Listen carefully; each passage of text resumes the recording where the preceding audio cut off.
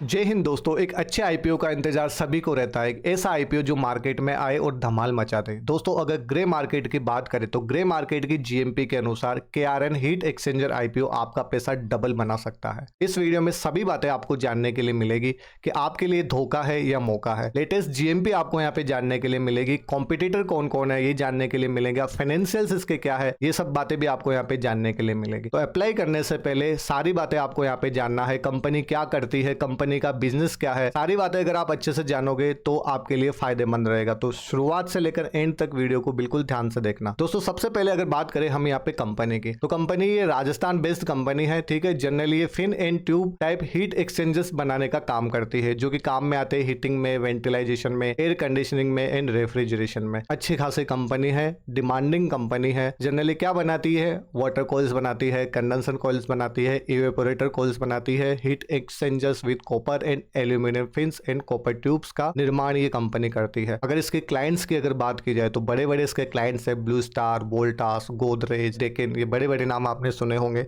अब देखिए दोस्तों, इंडिया में बिजनेस होने के साथ साथ में कंपनी एक्सपोर्ट का काम भी करती है। कहाँ कहाँ एक्सपोर्ट करती है, यूए में एक्सपोर्ट करती है, यूएस में एक्सपोर्ट करती है, इटली, सऊदी अरेबिया, नॉर्वे, ठीक है, जर्मनी, यूके, काफी जगह जो है इसका है मार्केट फैला हुआ है। तो देखिए दोस्तों, शेयर मार्केट की सबसे अच्छी बात क्या है, अगर बिजनेस अच्छा है तो आपको प्रॉफिट बना के देगा। कब? जब बिजनेस अच्छा है।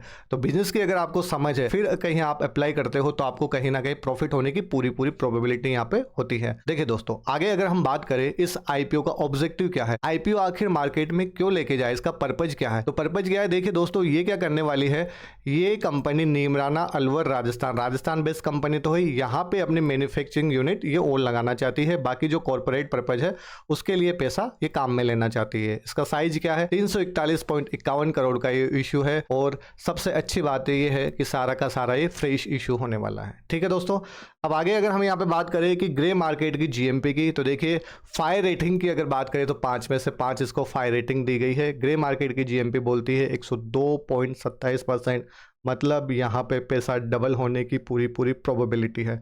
ठीक है ना, ये ग्रे मार्केट है, ठीक है ना, इसको हकीकत बिल्कुल मत समझना आप, ये एक अनुमान होता है।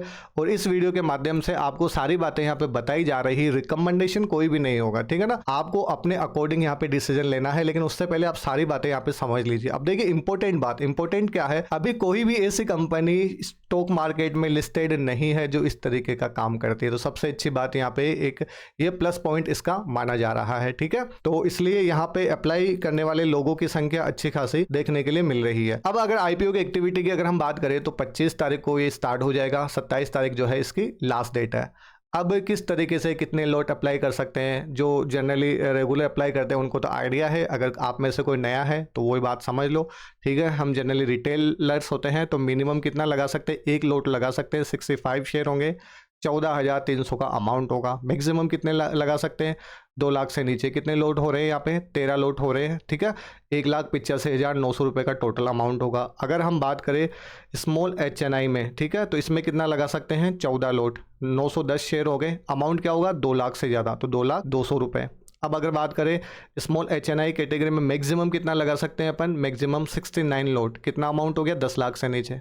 ठीक है, तो SHNI और SHNI में मिनिमम और मैक्सिमम कितना होगा, मिनिमम होगा 2 लाख से ऊपर और मैक्सिमम होगा 10 लाख से नीचे। फिर आता है BHNI में आप मिनिमम लगा सकते हो 10 लाख से ऊपर। ठीक है, तो आपको पता चल गया होगा कितने लोड आप यहाँ पे लगा सकते हो, कितने लोड के लिए आप एलिजिबल हो। अब बात आती है इसके फाइनेंशियल्स की। मैंने क्या कहा, बिजनेस, अगर बिजनेस की अगर आपको समझ है, बिजनेस अगर कंपनी अच्छा कर रही तो प्रॉफिट आने वाला है। अब अगर हम यहाँ पे बात करें कि रेवेन्यू की, ठीक है ना, रेवेन्यू फ्रॉम ऑपरेशन, तो रेवेन्यू क्या हो रहा है, देखिए 22, 23 और 24 की यहाँ पे बात हो रही है। अगर 24 में हम बात करें तो 308 करोड़, ठीक है, लाख में तो 308 करोड़ हो गया, ये बढ़ रहा है, देख रहे हो आप, बढ़ रहा है।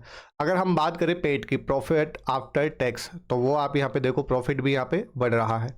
कितना है यहाँ पे, 39 करोड़, 32 करोड़, 10 करोड़, 10 करोड़ से हुआ सीधा 32, 32 से सीधा 39। डेट टू इक्विटी रेशियो यहाँ पे 0.45, एक से नीचे, काफी बढ़िया है, सही है। नेटवर्थ की अगर बात करें हम यहाँ पे, तो नेटवर्थ जो कंपनी की 131 करोड़, ठीक है, समझ लो 59 करोड़ थी 2023 में, और 2022 की बात करें तो 25 करोड़ थी। टोटल बोरोइंग की अगर बात करें तो 59 करोड़, 59 करोड़ यहाँ पे टोटल बोरिंग है। रिटर्न ऑन इक्विटी ROE की बात करें तो 40.86 है, और OCE की अगर बात करें तो 31.21 है। ठीक है ना, तो ये भी बढ़िया है। और अर्निंग पर शेयर आपके पास में आ रहा है 8.6 169। तो कंपनी प्रॉफिट बना के दे रही है, काफी सही है। मैं पर्सनली इस आईपीओ के लिए अप्लाई करूंगा। तो देखिए दोस्तों, आईपीओ से रिलेटेड करीब करीब बातें हमने यहाँ पे समझ ली है, जान ली है, ठीक है। अब आपका डिसीजन होगा, आपको आईपीओ के लिए अप्लाई करना है या नहीं करना है, ये आपका खुद का डिसीजन होना चाहिए। मेरी ओर से कोई रिकमेंडेशन नहीं है। अगर पर्सनली मैं मेरी बात करूं तो लिस्टिंग गेन और लॉन्ग टर्म के लिए, दोनों के लिए मुझे कंपनी सही लग रही है, तो मैं पर्सनली इस आईपीओ के लिए अप्लाई करूंगा। बाकी आप क्या करने वाले हो, कमेंट सेक्शन में एक बार मुझे जरूर बताना।